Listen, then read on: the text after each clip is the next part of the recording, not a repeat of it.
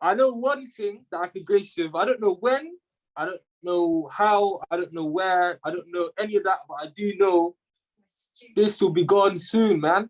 The mask is going. You'll be seeing me soon, man. Trust me. You'll be seeing me very soon. Yeah, this is Tkorstretch, and this is my interview with Daboothe and Maxx.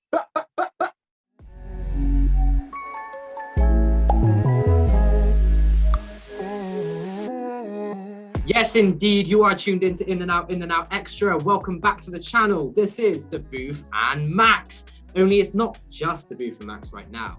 We are actually joined by someone who's pretty big, I gotta say. I have to say thank the Lord, because I don't want to do another 15 minutes with you. I feel like I need a bit more talent now. You know, like I consider this like my meditation. You know, like 20 minutes where I talk to someone with talent, like someone with something to say, and I'm just like, oh, my brain, it's like a massage. You know what I mean? Yeah. Okay. And I got the best man for that. All right. It's Tkorstretch.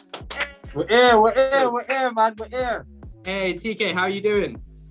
I'm excited to be here, man. I'm excited to be here. Oh, good. Thank you for having me on the show as well. Yeah, no worries. Thanks for coming on. I mean, what have you been doing with your day so far then? I got back from the gym about, I'd say like 40 minutes ago, so I'm kind of a bit stiff, but yeah, we move. Have you got that like pump on right now? You like checking yourself out in like the mirror? Yeah, of course. Because I'm quite skinny. When I leave the gym, I'm like, looking a bit bigger, John. So yeah, man, I'm quite pumped right now. Yeah. Did you play any football today? No, I played yesterday for my five-a-side team, my friend's team. So I played yesterday and the day before actually. I played five-a-side both days. So today was just a gym day, man. Who you playing for on for team, I'm going to train for Holland. So is it? Nice. Yeah, the training days have been like they're trying to swap it around because due to like people working and that. So I'm just waiting to hear back from them. But at the moment, I'm just trying to get my fitness up and just doing five-a-side gym, anything I can play really until they call for me. So yeah. Well, I mean, I know that football is such a big thing for you and like really close to like your heart. You were playing for Bristol Rovers back at one stage, weren't you? Yeah. I was at Bristol Rovers from the age 6 to 16. Yeah. Wow. But then, unfortunately, you hurt your knee, right? Yeah. And then so you had to pull out. Yeah. So I got a clot in the back of my right knee, and they didn't identify the clot for about 9 months. So it was just my leg was swollen. I didn't know what it was, so I just had to kind of just take a step back and obviously drop out of football. And then when I did find out it was a clot, I still couldn't play. Do you know what I mean? So it was kind of like, I'd say 2 years off for like properly playing football, and then I started to get back into it when the leg when the clot obviously died down and everything started to like ease off a bit. I kind of got back into it. I was playing for Yale, and then they did say to me that I wouldn't pass any medical with the swelling on my leg. So I kind of knew I wasn't gonna be able to go where I want to go in it. So I had to find another passion. Do you know what I mean? That I love doing. So that's how I got into the music.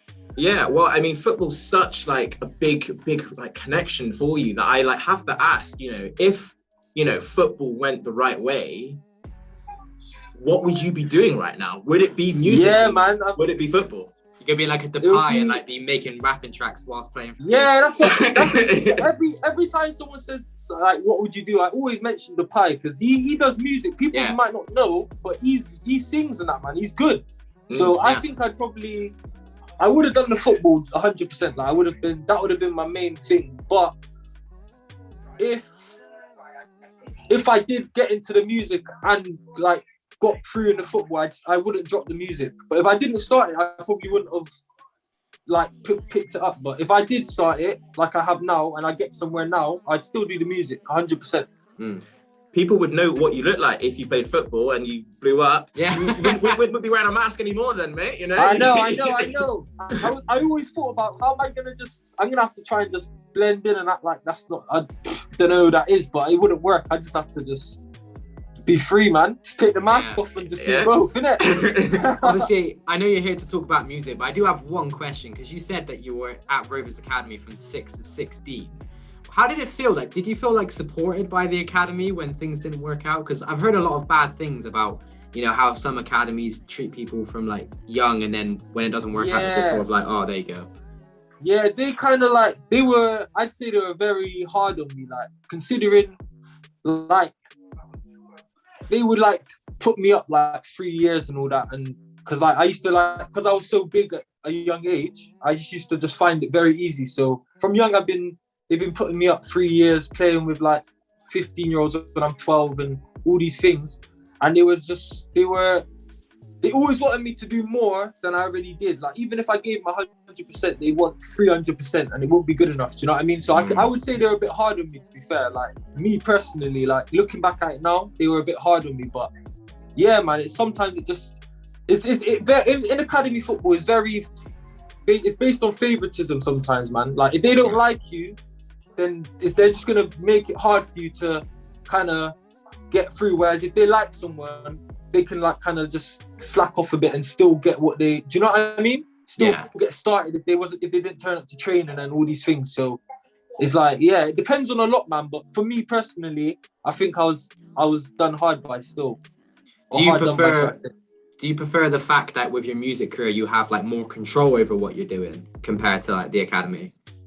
Yeah, I'd say the music goes the same way though. Like, when you get to a certain stage, everyone starts getting excited and they're saying, yeah, do this, do that. And no one don't think about you, like what you want to do. Do you know what I mean?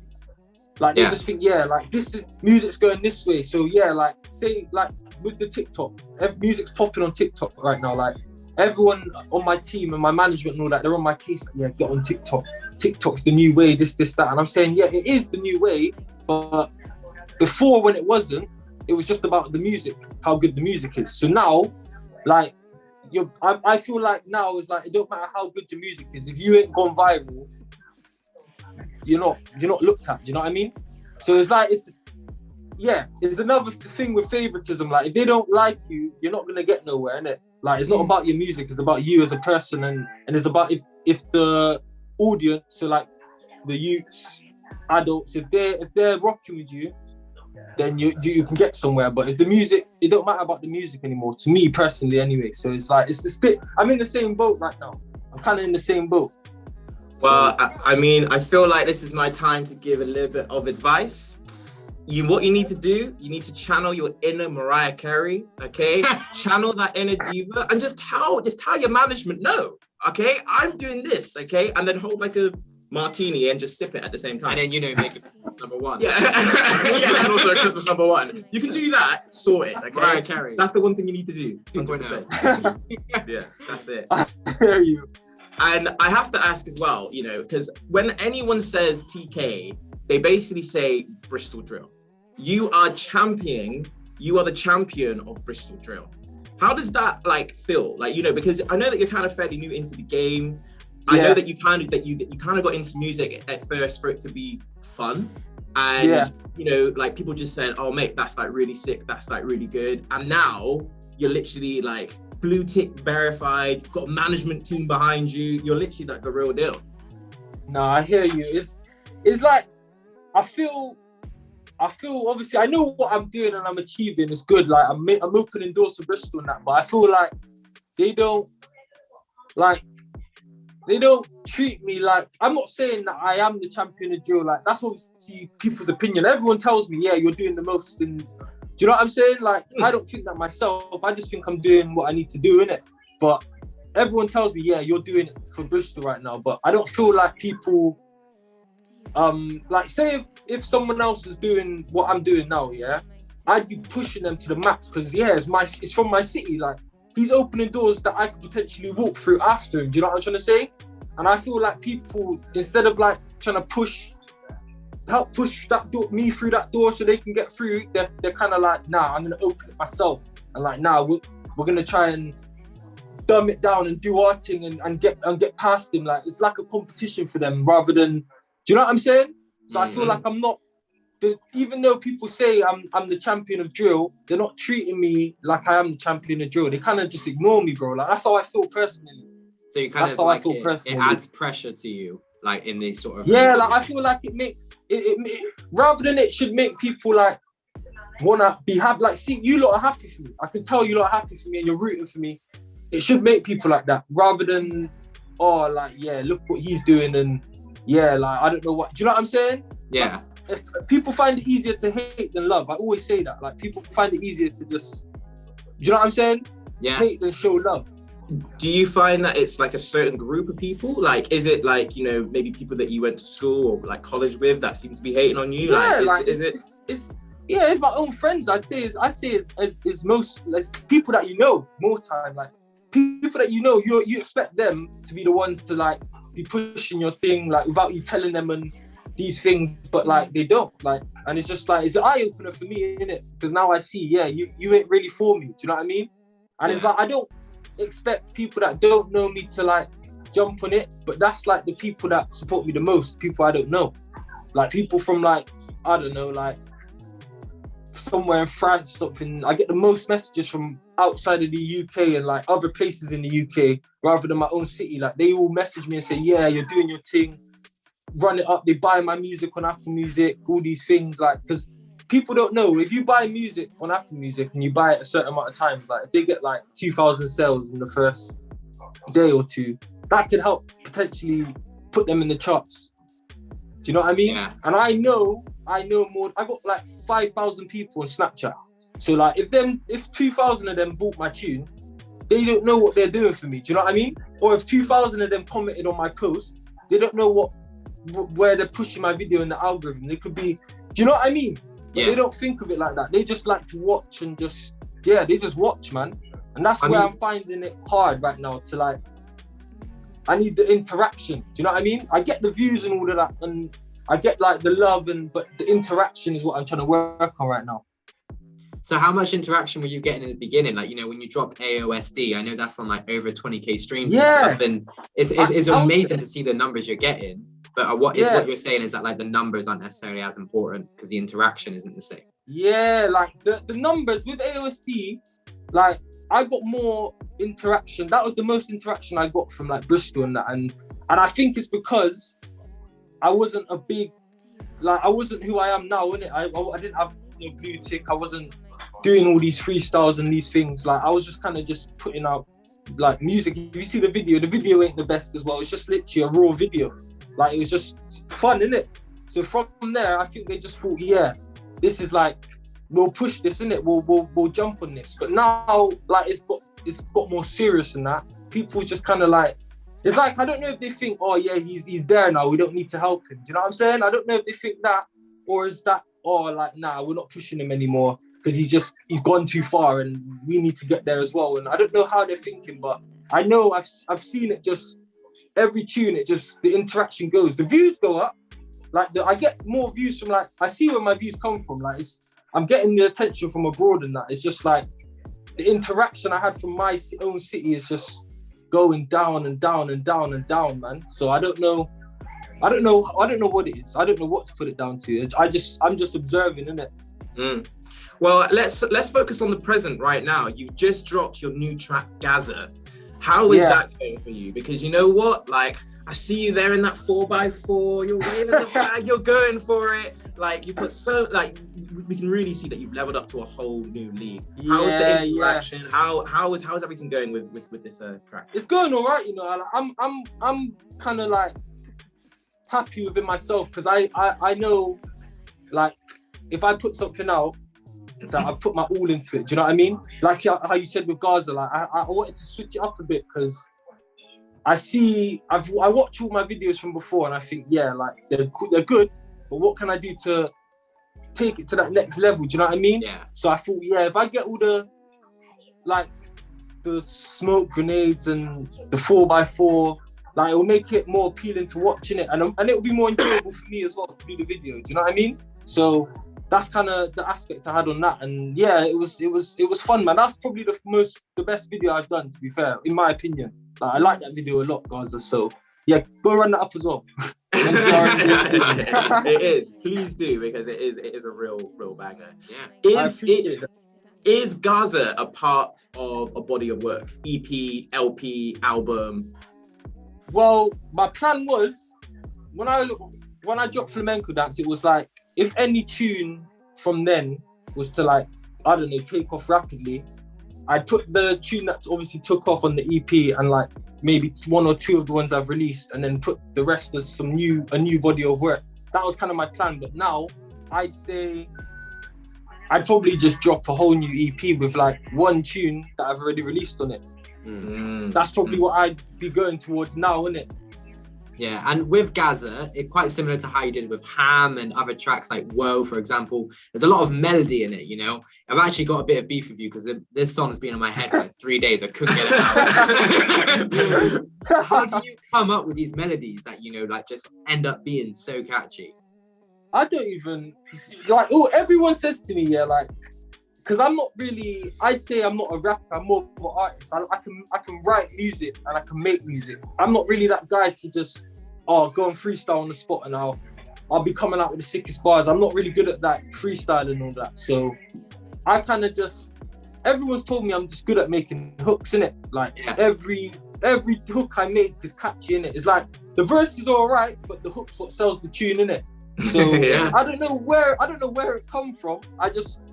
That's just like the part. I don't know. I enjoy making the hooks the most. I think I've just been always focusing on the hooks from then, and then I've just got better and better and better. But now I'm trying to more focus on the quality of the verses as well, because my hooks are always good, and the verses they're good, but they're not like how the hook makes you jump off your seat. You want the verses to make people jump off their seat as well, because then they're like, yeah, this is undeniable banger. Do you know what I mean? So yeah, the hooks. I think I've just mastered the hooks. I don't know. Yeah, everyone just a natural I don't know what to put it down to. I don't know. I just make the hooks. Well, I feel like your verses were like fire in Ham. I mean, I have to say, melody in Ham. Like I can remember, like so that came out. So that came out last year, and especially because we were playing it on like Chart Show a lot, and it like got to #1. So we were definitely playing it all the time. I was driving around in my car, still playing it. I was having showers, listening to it. Like honestly, like everywhere. I appreciate that a lot as well, man. Yeah, it was good. No, I appreciate that as well, man. Oh, good. Well, TK, I feel like we've got to know you quite well over the last like 10 or so minutes, but we want to get to know you even better, you know?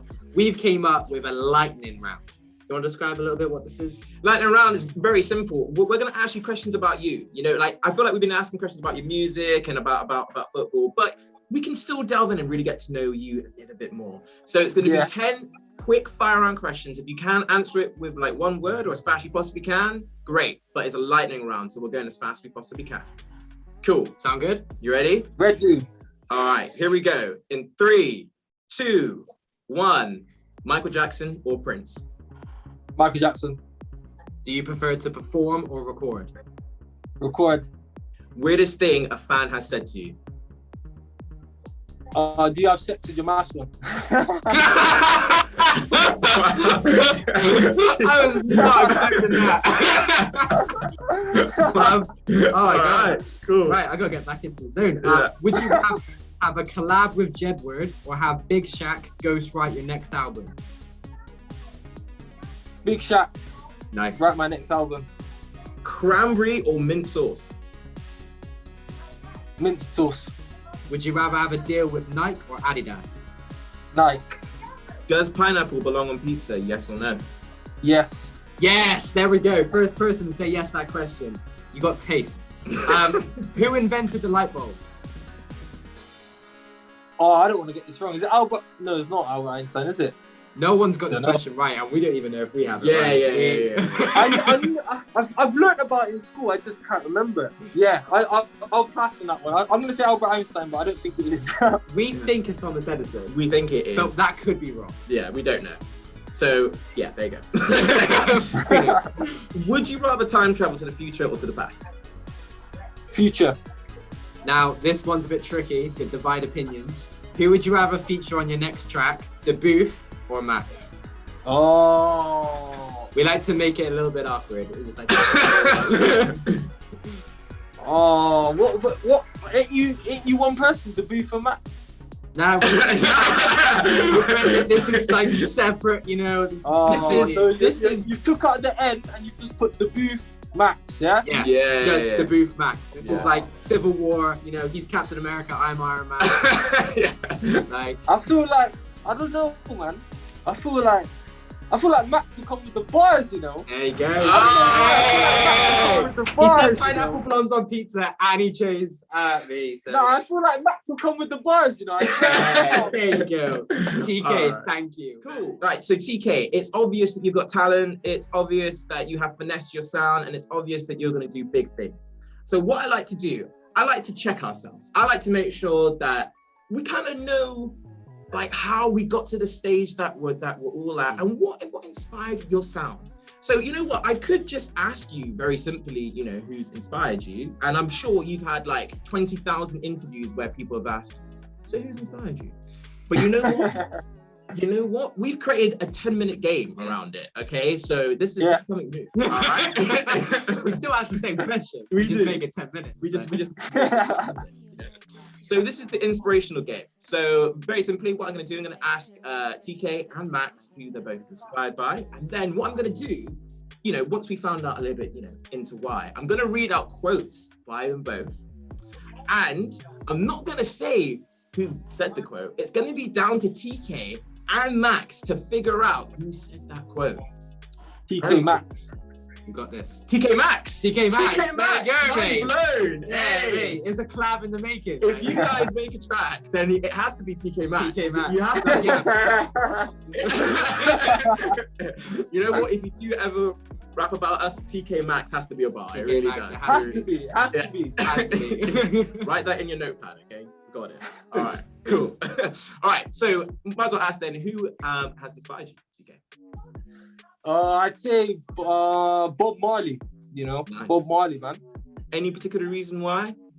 Because he's just, his sound, like how you were saying earlier about like the melodic sound, he got that, as well as knowledge, what he's putting into his tune, and like the thought. So like when you actually listen to it, it's nice to listen to, and you're gaining something from it, if you know what I mean. No, so like the words he's speaking words of wisdom, and it's enjoyable to listen to. So I don't think you can ask for any more, innit? I mean, you can't. No, that's it. Exactly. Tell the world, man. You know, I feel like I have to pick someone who is as inspirational as that. Because, you know, sometimes I go for a bit of jokey ones like Terry Crews, Hannah Montana. Hey, Terry Crews is very respectable. Yeah, true. Very respectable. Very true. I feel like, you know, I can't like back up Bob Marley with like Michael McIntyre or something like that. Yeah, and I feel like it'd be so obvious who like said the quotes. You know I'm gonna pick Lee Evans.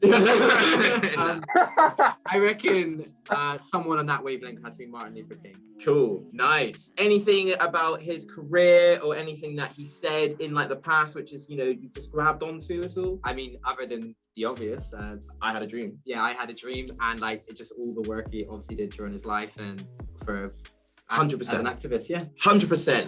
All right, here we go. So now we're going to be getting into the nitty gritty. I'm going to be reading out quotes from Martin Luther King and from Bob Marley. And you guys have to identify if it was Martin or if it was Bob. Good old Bob. All right, cool. Good old Bob. Good old Bobby. All right. Here is our first one. Oh yeah, God. Let me wait on a second. Let me just hide this from Max. Refresh. It's fine. The first one I seen, it was actually Bob Marley, and I looked at it and it was "Don't worry about a thing." I was like, well, I reckon that's Martin Luther King. Yeah, I reckon that was Drake. All right. All right. Here we go.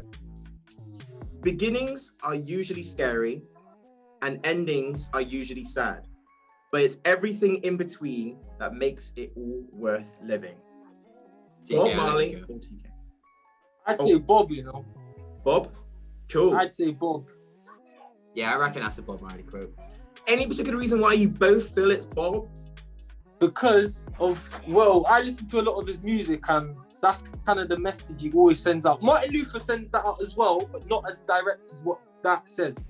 Do you know what I mean? So I feel like that's something Bob would have said. Yeah, that's kind of similar to me. Like, I just couldn't picture Martin Luther King saying that in that exact wording. Yeah. You know what I mean? Well, you're both right. Spot on. Hey! Hey! Point each. Nice. Here we go. All right, next one.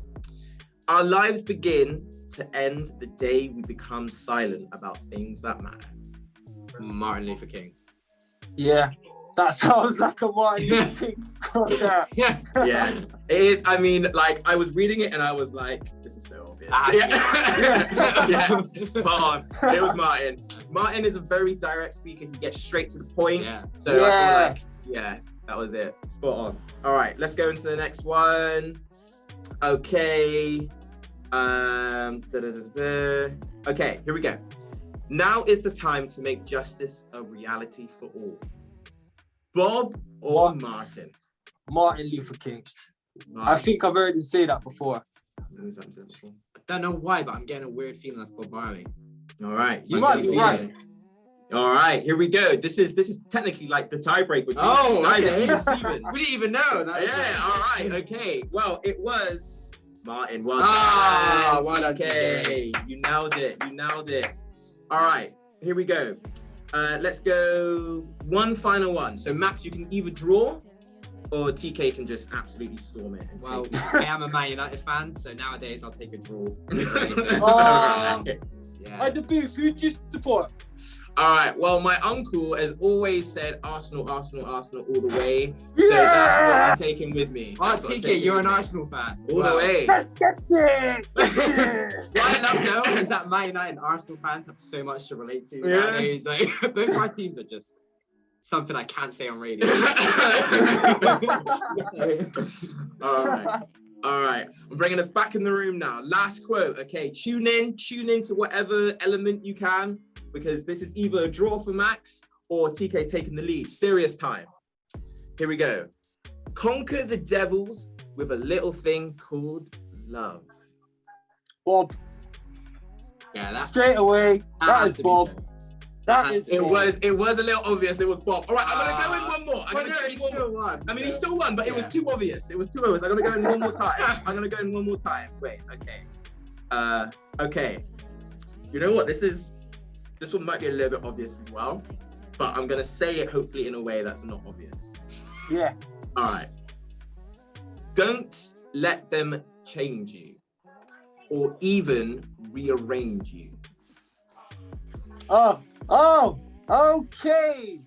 Because if I sing it, you're gonna know. I know. He knows Bob Marley. He does. Knows Bob Marley. He does. You know what? I shouldn't even have said that. Yeah. You know what? Let's say you win. That was easier than the last one. You got it. Yeah, you were spot on. It was Bob. Yeah. I tried to say it as if Martin Luther was going to say it really direct, really straight down. If I was a speech, like saying on a speech. But yeah, I failed. Clearly. Well, no, you did great. Just I think TK knows Bob, so congratulations, TK. Hey, TK. One final question before we part ways. We cannot leave this interview without knowing something that the world doesn't know. What have you got in plan or in store for us that you can grace us with? Well, I know one thing that I can grace you with. I don't know when, I don't know how, I don't know where, I don't know any of that, but I do know this will be gone soon, man. The mask is going. You'll be seeing me soon, man. Trust me. You'll be seeing me very soon, man. Okay. Can I ask? So I'm gonna make this not the music. I'm gonna make it a part with me. So I'll still have it and I'll still incorporate it. But I think now I need to be able to connect. The people need to connect to me, and they can't connect with a mask. They can only connect so much with a mask, and I feel like it's time now to take it to the next level, man. Wow. Are you nervous about like revealing your face? I wouldn't say nervous. Like I'm just more like trying to prepare myself for people just seeing me on the street and saying, "You're TK, you're TK," and I'm gonna, yeah. Yes. Yeah. Was that a big deal for you then? Like, you know, actually walking out the street, because obviously you're like really big now, and I'm pretty sure if you didn't have your mask on that, like now, people would be like, "Oh, TK." Was that is that the reason why you have the mask on? Because like obviously I've got two little sisters, and like their friends will know me, and like people know me already as it is. So I still get that when I go out. But like for me, I like it like I can go Tesco and not have to worry about people swarming me and like, "Oh yeah, can we take a pic, TK?" And I'll be with my mum and I'll be thinking, "Oh," do you know what I mean? I just want to kind of have a peaceful life, live a normal life as well as doing the music. But I know it's very hard to do something like M. Huncho's the only person that I've seen made it that can do that and make it. Do you know what I'm saying? Make it to that next level. So I just know it's better off me just coming out making this a part of me, but not for the me, and just working with it like that, man. I Got to mean, balance it.